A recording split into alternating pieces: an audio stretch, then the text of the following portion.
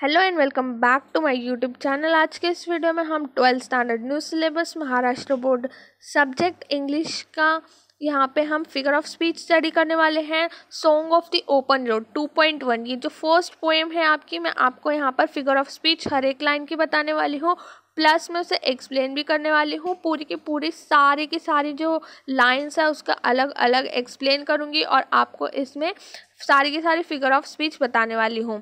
तो 2.1 ये जो song of the open road है इसको मैंने पहले ही एक्सप्लेन कर दिया है। एक्सप्लेनेशन की वीडियो की लिंक जो है आपको डिस्क्रिप्शन बॉक्स में मिल जाएगी, आप देख सकते हैं। मैंने बहुत सारे चैप्टर्स भी एक्सप्लेन कर दिए हैं जिसकी लिंक आपको डिस्क्रिप्शन बॉक्स नीचे देखेंगे तो आपको मिल जाएगी, आप देख सकते हैं।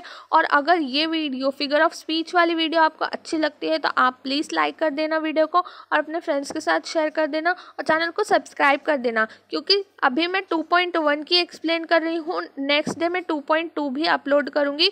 तो मेक श्योर आपको नोटिफिकेशन मिल जाए। इसकी वजह से आपको क्या करना पड़ेगा, ऑल पर सेलेक्ट करना पड़ेगा।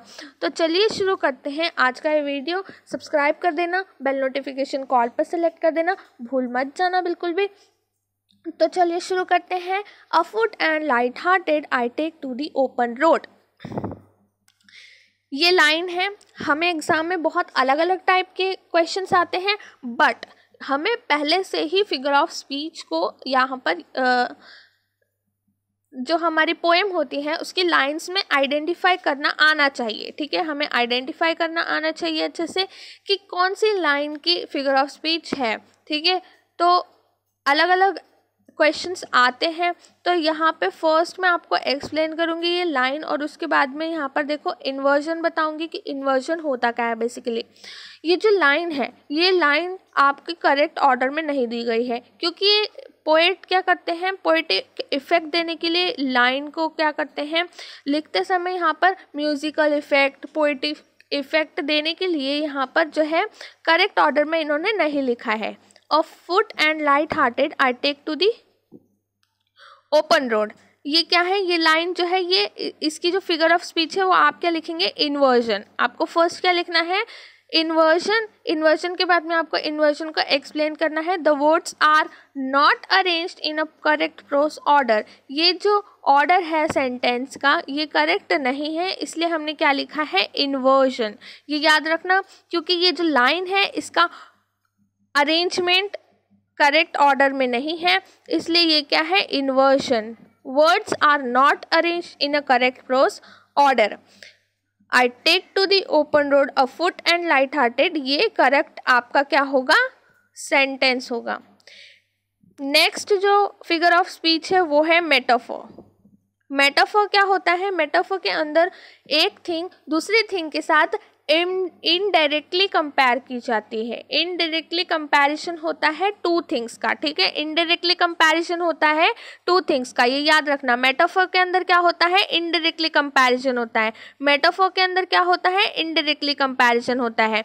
अब यहाँ पर देखो जो ये लाइन है, ये जो पोएम है, अगर आप एक्सप्लेनेशन सुनेंगे तो आपको बहुत ज़्यादा इजी हो जाएगा फिगर ऑफ स्पीच को आइडेंटिफाई करना। फिर भी यहाँ पर मैं बता देती हूँ, जो रोड है, रोड को इनडायरेक्टली कंपेयर किया है पोएट ने रोड ऑफ लाइफ के साथ। तो आपको हमेशा ये याद रखना है कि जो फर्स्ट लाइन है afoot and light hearted I take to the open road, इसकी जो सेकंड वाली जो मैंने आपको यहाँ पर फिगर ऑफ स्पीच बताई है वो है मेटाफोर। और मेटाफोर के अंदर आपको एक्सप्लेनेशन लिखना है। रोड क्या है, रोड को इनडायरेक्टली कंपेयर किया गया है रोड ऑफ लाइफ के साथ। रोड ऑफ लाइफ के साथ जो है कंपेयर किया गया है, लेकिन इनडायरेक्टली कंपैरिजन हुआ है। इनडायरेक्टली कंपेयर किया है पोएट ने, इसलिए हम इनडायरेक्टली लिखेंगे और मेटाफोर लिखेंगे। ठीक है, तो यहाँ पे मैं आपको बता दूं कि आपकी स्पेलिंग भी राइट होनी चाहिए। मेटाफोर की, इन्वर्जन की, ये सारी की सारी स्पेलिंग्स आप याद कर लेना, क्योंकि क्या होता है, स्टूडेंट्स क्या करते हैं एग्ज़ाम में, इतनी ज़्यादा उन्हें टेंशन होती है कि वो एग्ज़ाम में इन्वर्जन, मेटाफोर, ये जो फिगर ऑफ स्पीच होती हैं इनके जो होते हैं स्पेलिंग्स रॉन्ग लिख देते हैं। तो मेक श्योर आप स्पेलिंग्स अच्छे से याद कर लें और आप उसको 2-3 टाइम्स लिख कर देख लेना नोटबुक में। ये एक गोल्डन टिप थी कि आप अच्छे से स्पेलिंग्स याद करो, क्योंकि अगर आपने लिखा और आपकी स्पेलिंग भी मिस्टेक है तब भी आपके मार्क्स कट होने के चांसेस बहुत ज़्यादा है, क्योंकि आप इंग्लिश का एग्ज़ाम दे रहे हैं। ठीक है, तो ये लैंग्वेज का एग्ज़ाम है, तो आपकी एक तो हैंड राइटिंग अच्छी होनी चाहिए, प्लस आपकी स्पेलिंग्स करेक्ट होनी चाहिए और आपका ऑर्डर ऑफ सेंटेंस अच्छा होना चाहिए।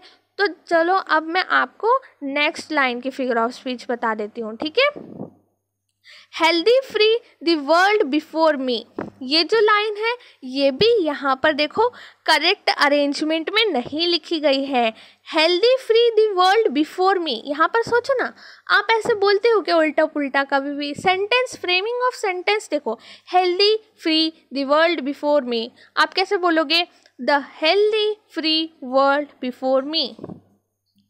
तो ये जो फिगर ऑफ स्पीच है वो आप यहाँ पर लिखना इन्वर्शन। इन्वर्शन क्यों है? क्योंकि ये जो अरेंजमेंट है, जो वर्ड्स का अरेंजमेंट है वो करेक्ट ऑर्डर में नहीं है। The words are not arranged in a correct prose order, the correct order is healthy free world before me. ठीक है, तो यहाँ पर जो सेकेंड लाइन है उसका जो मैंने फिगर ऑफ स्पीच बताया है वो है इन्वर्शन, क्योंकि यहाँ पर जो वर्ड्स हैं वो करेक्ट ऑर्डर में अरेंज नहीं किए गए हैं, इसलिए हमने लिखा है इन्वर्शन। ठीक है, सब लोग याद करना, अपनी नोटबुक में अच्छे से लिख लेना। The long brown path before me leading wherever I choose, ये नेक्स्ट लाइन है, अच्छे से देखना। The long brown path before me leading wherever I choose। अब ये जो लाइन है, ठीक है, लाइन में देखो लॉन्ग और लीडिंग, यहाँ पर क्या है? L, yes. तो यहाँ पर आपने आइडेंटिफिकेशन किया कि कुछ ऐसे लेटर्स हैं, ठीक है, कुछ ऐसे लेटर्स हैं जिनका जो साउंड है वो कहीं ना कहीं रिपीट हो रहा है। Long brown path before me leading wherever I choose. तो ये जो साउंड है लेटर का, लेटर, ठीक है, sound of letter L is repeated for the poetic effect. तो इसकी फिगर ऑफ स्पीच क्या होती है? एलिट्रेशन। तो फर्स्ट आपको यहाँ पर क्या लिखना है? जब किसी भी लेटर का साउंड रिपीट होता है, याद रखो, जब कभी भी एक लाइन के अंदर एक लेटर, ठीक है, एक लेटर का साउंड रिपीट होता है, एक लेटर का साउंड, ठीक है, लेटर का साउंड, लेटर मतलब वो ये जो एल, ठीक है, एल यहाँ पर रिपीट हो रहा है, तो हम क्या लिखेंगे? एलिट्रेशन। आप क्या लिखेंगे? एलिट्रेशन। और एलिट्रेशन की स्पेलिंग राइट होनी चाहिए, मैं फिर से बता देती हूँ, ठीक है, एलिट्रेशन, क्योंकि यहाँ पर देखो लॉन्ग और लीडिंग, ये जो एल साउंड है ये रिपीट हो रहा है। द साउंड ऑफ लेटर, यहाँ पर लेटर लिख लेना, ठीक है, the sound of letter L is repeated for the poetic effect. ठीक है, एल एल जो साउंड है वो रिपीट हो रहा है। नेक्स्ट है पर्सोनिफिकेशन। पर्सोनिफिकेशन इसलिए है क्योंकि रोड को एक ह्यूमन की क्वालिटी दी गई है लीडिंग की। अब देखो पर्सोनिफिकेशन इसमें क्यों दिया गया है? क्योंकि ये जो लाइन है इसमें जो है, जो यहाँ पर जो song of the open road, ये पोएम है, ये जो लाइन है, the long path before me leading wherever I choose, तो ये जो रोड है, रोड को क्या किया गया है? ह्यूमन की क्वालिटी दी गई है। ह्यूमन की क्वालिटी क्या होती है? लीड करना, ठीक है, लेकिन यहाँ पर जो लाइन है उसके अंदर जो पोएट है वो क्या बोल रहे हैं कि जो रोड है वो मुझे लीड कर रही है। अब बताओ रोड कैसे लीड कर सकती है? ये एक ह्यूमन क्वालिटी है। जब एक जो किसी भी थिंग को जब एक ह्यूमन क्वालिटी देते हैं तो उसे बोलते हैं पर्सोनिफिकेशन। ये याद रखना है, ठीक है, कभी भी किसी भी थिंग को, किसी भी ऑब्जेक्ट को ह्यूमन की क्वालिटी, स्माइल करना, रोना, क्राई करना, या फिर यहाँ पर देखो ह्यूमन क्वालिटी क्या है? लीडिंग, लीडिंग मतलब जो जैसे लीडरशिप क्वालिटीज़ होती हैं, तो ये जो सारी क्वालिटीज़ होती हैं, सिंगिंग, डांसिंग, ये सारी क्वालिटीज़, कोई भी ह्यूमन क्वालिटी अगर किसी एक ऑब्जेक्ट या फिर किसी भी एक डेडली ऑब्जेक्ट को दी जाती है तो उसे क्या बोलते हैं, पर्सोनिफिकेशन। तो यहाँ पे आपको लिखना है नेक्स्ट जो फिगर ऑफ स्पीच है पर्सोनिफिकेशन आपको लिखना है। पर्सोनिफिकेशन की स्पेलिंग राइट होनी चाहिए, मेक श्योर आपने स्पेलिंग अच्छे से लिखी है। Personification, the road has given the human quality of leading, आपको एक्सप्लेनेशन में ये लिखना है, the road has given the human quality of leading, road को क्या दिया गया है, ह्यूमन क्वालिटी दी गई है लीडिंग की, ठीक है। नेक्स्ट लाइन है, henceforth I ask not good fortune, I myself am good fortune। First यहाँ पे आपने लाइन रीड करी, आपको दिखा गुड फॉर्च्यून 2 टाइम्स आया है। ओ वाओ, ये जो लाइन होती है इसमें एकदम मतलब with in a second, 1 second में आपको यहाँ पर दिख जाता है कि फिगर ऑफ स्पीच क्या होने वाली है। गुड फॉर्च्यून और गुड फॉर्च्यून, ये दो जो वर्ड है, ठीक है, वर्ड है, और आई, ठीक है, ये दोनों वर्ड जो हैं यहाँ पर रिपीट हुए हैं लाइन के अंदर। जब कोई भी वर्ड 2 टाइम्स रिपीट होगा एक लाइन के अंदर, ठीक है, ये याद रखो, कोई भी वर्ड, एनी वर्ड, कोई भी वर्ड यहाँ पर अगर एक लाइन में 2 टाइम्स रिपीट होगा तो हम क्या बोलेंगे, रिपीटिशन, ठीक है, रिपीटिशन बोलेंगे उसको। जब कोई भी वर्ड 2 टाइम्स रिपीट होगा, देखो मैं बोल रही हूँ ना रिपीट होगा, तो हम उसे क्या बोलेंगे, रिपीटिशन, ठीक है। यहाँ पर देखो रिपीटिशन, क्योंकि ये देखो आई गुड फॉर्च्यून, ये जो है वर्ड्स ये रिपीट हो रहे हैं, तो आपको लिखना है the word I and good Fortune in the above line repeated for the poetic effect, ठीक है, लिख लेना ये सब। have been repeated to emphasize that poet believes in making his own luck, तो यहाँ पर लिख लेना good fortune in the above line has been repeated for the poetic effect, ठीक है,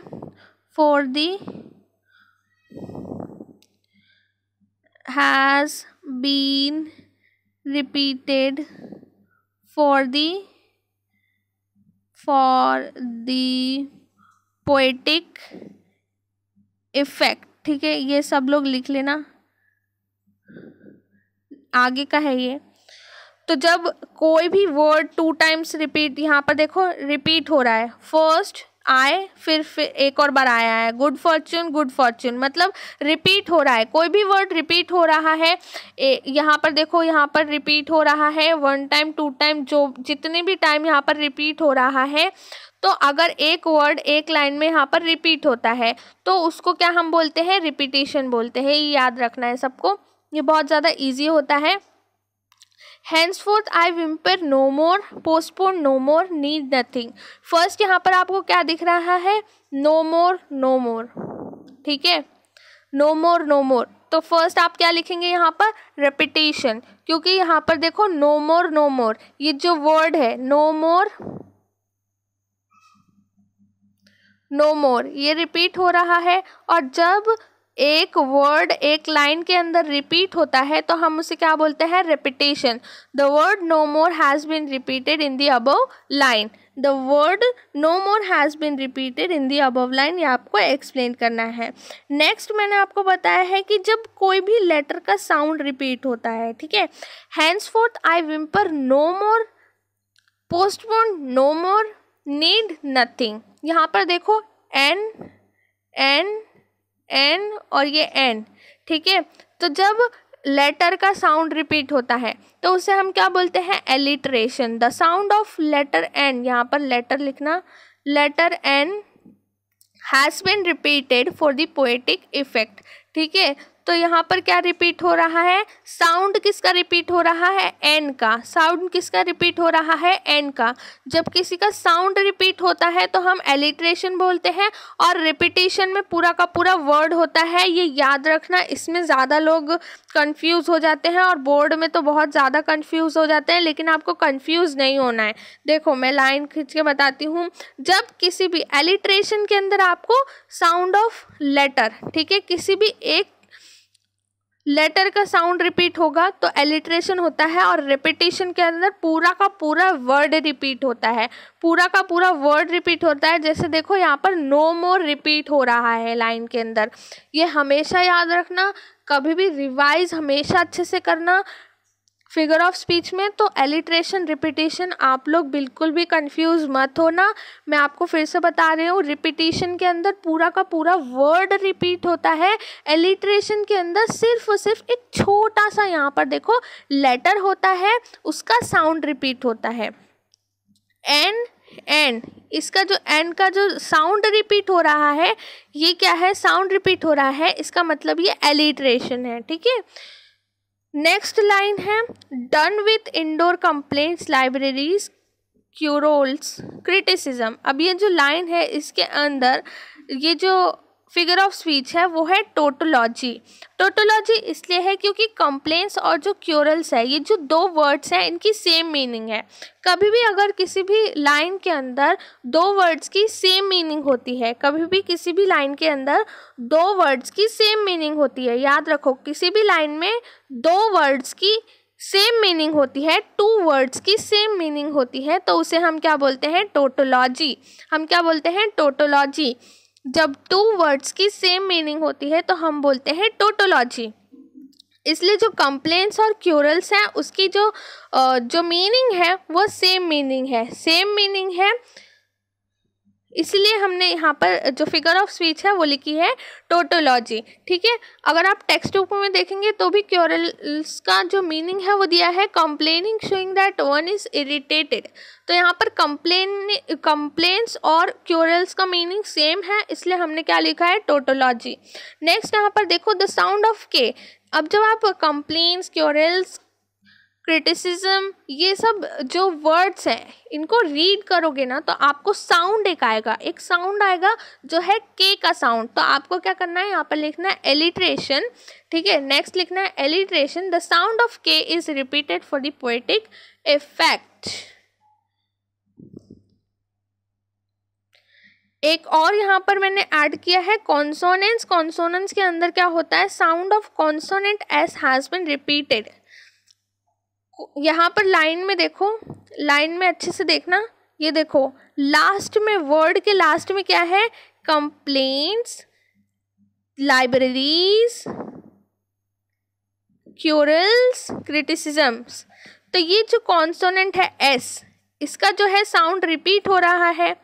तो जब कॉन्सोनेंट्स का साउंड रिपीट हो रहा है तो हम क्या लिखेंगे, figure of speech consonants, the sound of consonant s has been repeated for the poetic effect। तो ये तीन फिगर ऑफ स्पीच थी, आप कोई भी एक अच्छे से यहाँ पर लर्न कर सकते हैं। नेक्स्ट है strong and content I travel to the open road. ये जो line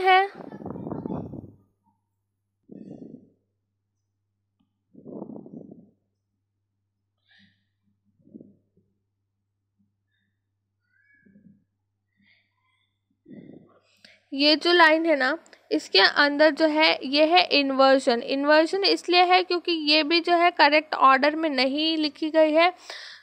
the words are not arranged in a correct prose order, ये भी करेक्ट ऑर्डर में नहीं है। I travel to the open road, ठीक है। Strong and content I travel to the open road, यहाँ पे हम फिगर ऑफ स्पीच फर्स्ट लिखेंगे इन्वर्जन, ठीक है, इन्वर्जन लिखेंगे और उसके बाद में यहाँ पर लिखेंगे the words are not arranged in a proper order. Next उसके बाद में I know they are very well where they are. ठीक है। अब ये जो लाइन है, ठीक है, अच्छे से देखना। I know they are very well where they are. Alliteration इसलिए लिखा है क्योंकि जो साउंड ऑफ लेटर W है वो रिपीट किया गया है यहाँ पर लाइन में पोएटिक इफेक्ट के लिए। I know they are very well where they are. देखो यहाँ पर W ये जो लेटर है इसका साउंड आ रहा है जब आप रीड करोगे। The sound of W has been repeated for the poetic effect. Next एक और यहाँ पर रिपीटेशन है, एक और फिगर ऑफ स्पीच है इसी लाइन की। यहाँ पर मैंने आपको बोला था जब एक वर्ड यहाँ पर रिपीट होगा लाइन में, ठीक है, एक बार या फिर 2 बार, ठीक है, कितनी भी बार रिपीट हो रहा है एक लाइन में एक वर्ड, तो देखो दे आर ये रिपीट हो रहा है। देखो दे आर और दे आर ये एक लाइन में 2 वर्ड रिपीट हो रहे हैं, तो हम लिखेंगे repetition. The word they are has been repeated in the line for the poetic effect. The words they are has been repeated in the line for poetic effect. ये क्योंकि यहाँ पर जो है लाइन में यूज़ किया गया है, रिपीट किया गया है, इसलिए हमारी फिगर ऑफ स्पीच क्या है, रिपीटेशन। नेक्स्ट जो लाइन है वो है I know they suffice for those who belongs to them. इसकी जो फिगर ऑफ स्पीच है वो है एलिट्रेशन। एलिट्रेशन इसलिए है क्योंकि जो साउंड है they suffice for those who belongs to them. देखो मैंने अंडरलाइन किया है दे और यहाँ पर दोज और देम, ये जो साउंड है ना TH का वो रिपीट हो रहा है अबव लाइन में। तो जब आप रीड करोगे ना तो आपको समझ में आएगा they suffix for those who belongs to them. तो ये जो लाइन है इसके अंदर जो TH का जो साउंड है वो रिपीट हो रहा है। समझ में आया सबको? TH का जो साउंड है वो रिपीट हो रहा है, इसलिए हमने क्या लिखा है, alliteration. Next still here I carry my old delicious burden. अब ये जो लाइन है still here I carry my old delicious burdens, यहाँ पे जो फिगर ऑफ स्पीच है वो है पैराडॉक्स, क्योंकि लाइन के अंदर ना 2 ऑपोजिट आइडियाज जो है वो दिए गए हैं, इसलिए हमने लिखा है पैराडॉक्स, क्योंकि 2 ऑपोजिट आइडिया यहाँ पर रिपीट करे गए हैं अबव लाइन में। ठीक है, बर्डन और डिलीशियस, ठीक है, तो डिलीशियस बर्डन्स ये दोनों भी ऑपोजिट आइडियाज हैं, रिपीट करे गए लाइन में, इसलिए मैंने बताया है। नेक्स्ट लाइन है I carry them man and women, I carry them with me wherever I go. Next ये जो लाइन है इसमें देखो आपको यहाँ पर फर्स्ट देखने को मिलेगा repetition. The word carry them जो है वो रिपीट किया गया है यहाँ पर, इसलिए जो है हमने फिगर ऑफ स्पीच लिखी है रिपीटेशन, क्योंकि जो वर्ड है कैरी देम, ये देखो कैरी देम ये जो है ये वर्ड रिपीट किया गया है, इसलिए हमने फिगर ऑफ स्पीच लिखा है repetition. The word carry them has been repeated for the poetic effect, यहाँ पर लिख लेना फॉर द पोएटिक इफेक्ट। ठीक है, सब लोग लिख लेना for the poetic effect. Next जो है वो है फिगर ऑफ स्पीच एलिट्रेशन, क्योंकि यहाँ पर देखो मैन वुमेन मी और वेरेवर, ये जो साउंड है एम का और डब्ल्यू का ये रिपीट किया है, मैंने सर्कल किया है। देखो मैंने जो सर्कल किया है वहाँ पर देखो एम डब्ल्यू और डब्ल्यू, ये जो साउंड है लेटर का, यहाँ पर साउंड ऑफ लेटर लिखना, साउंड ऑफ लेटर। ठीक है, सब लोग लिखना, एडिट कर लेना थोड़ा, यहाँ पर साउंड ऑफ लेटर, ठीक है, लेटर लिखना, letter M and W has been repeated for the poetic effect, for the poetic effect यहाँ पर लिखना फॉर दी पोएटिक इफेक्ट। ठीक है, क्योंकि यहाँ पर साउंड रिपीट हुआ है। एंटीथेसिस इसलिए है क्योंकि 2 ऑपोजिट वर्ड्स यूज करे गए हैं। जब भी एक लाइन के अंदर 2 ऑपोजिट वर्ड्स यूज करे गए हैं तो आपको एंटीथेसिस लिखना है, क्योंकि यहाँ पर मैन और वुमेन को एक ही लाइन के अंदर रखा गया है, ये 2 ऑपोजिट वर्ड है, इसलिए हमने एंथेसिस लिखा है। ठीक है, नेक्स्ट जो लाइन है वो है I am filled with them,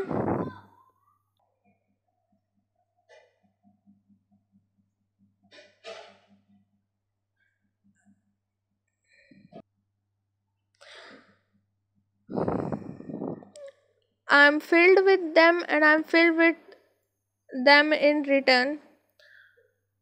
यहाँ पर आप देखेंगे कि रिपीटेशन है, the word has been repeated for the poetic effect. Word ये जो देम है, ये देम जो वर्ड है इसको रिपीट किया गया है, इसलिए यहाँ पर लिखा है हमने रिपीटेशन, क्योंकि देम जो है वो एक ही लाइन के अंदर 2 बार रिपीट हुआ है। तो मिलते हैं हमारी नेक्स्ट वीडियो के अंदर। नेक्स्ट वीडियो के अंदर मैं आपको एक्सप्लेन करूँगी नेक्स्ट पोएम। तो मिलते हैं नेक्स्ट वीडियो के अंदर। तो चैनल को सब्सक्राइब करना, वीडियो अच्छी लगेगी तो आपको प्लीज़ लाइक कर देना वीडियो को। Thank you so much for watching this video. मिलते हैं नेक्स्ट वीडियो के अंदर।